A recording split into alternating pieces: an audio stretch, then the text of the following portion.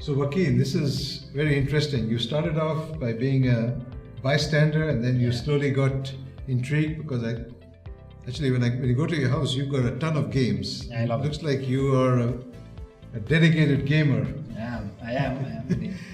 But thank you for jumping in, because I think your challenges and your questions and your thoughts have made this even better. And now it's getting even more colorful. So, and your contributions on these different tracks, I think, are brilliant. But maybe you should describe how you came up with those elements. Sure thing. I'm really excited to see how this has built up to what we can see here. Right. I really like it.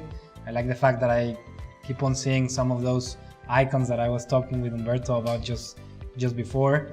And I want to insist on the importance of looking at this takeoff, the cruising and the landing icons, not only in the East Conversations portion of the game, which Juan Jose was just explaining, but also in the want, in the green area of the game and the shoot part of it, right? It is important in every conversation that we follow that process. But you were asking about the tracks, and the tracks are also very important for the game. I think that is where we know how well we are doing throughout those conversations, because what we aim at having here is using each of the tracks depending on the complexity of the conversation that we have. Most of the rules on how to go through them are in the booklet, but I think it's important for everyone to know that, or for you to know, whoever is playing, that whenever you have a small team, you can start at the track number 1, which is showing you a less complex kind of conversation or process of making a decision. And then if you have a bigger team, you will start in track number 2. As you go or move forward, you will be moving in the different tracks depending on how these conversations are flowing.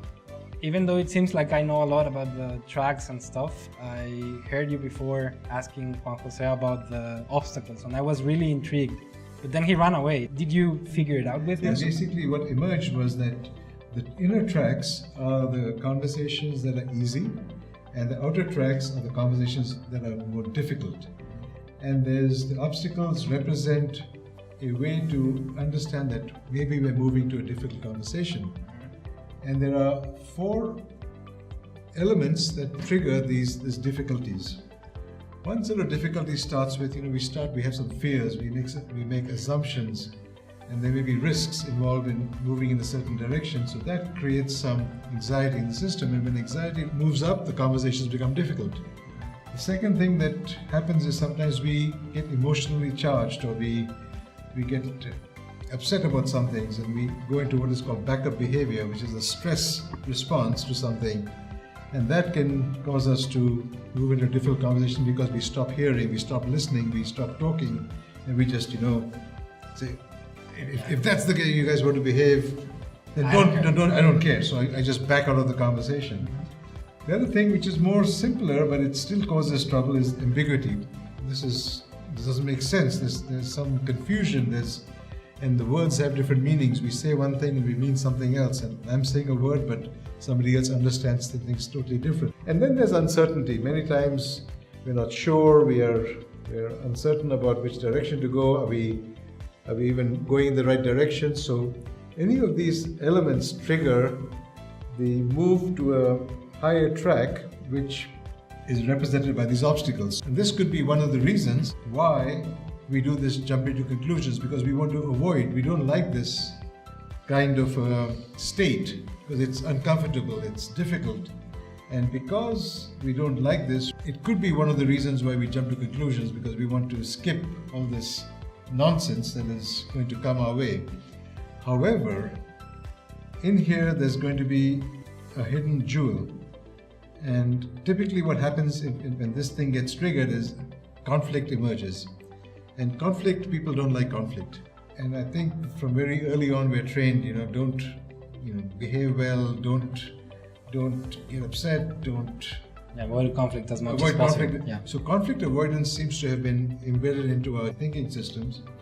And then as we mature, then see, conflict can be good, then we say, let's try to resolve the conflict. And there are many ways in which you try to resolve it, which is sort of the second prize. The second prize is resolving, which means somebody's going to win, somebody's going to lose. Some resolution is going to happen, and there'll be some give and take.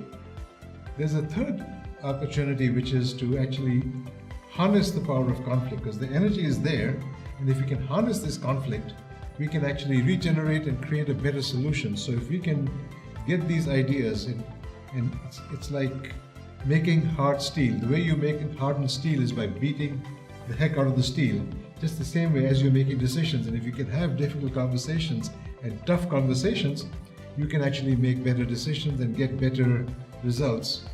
I can't wait to play. I really can't wait to play. Okay. This is awesome.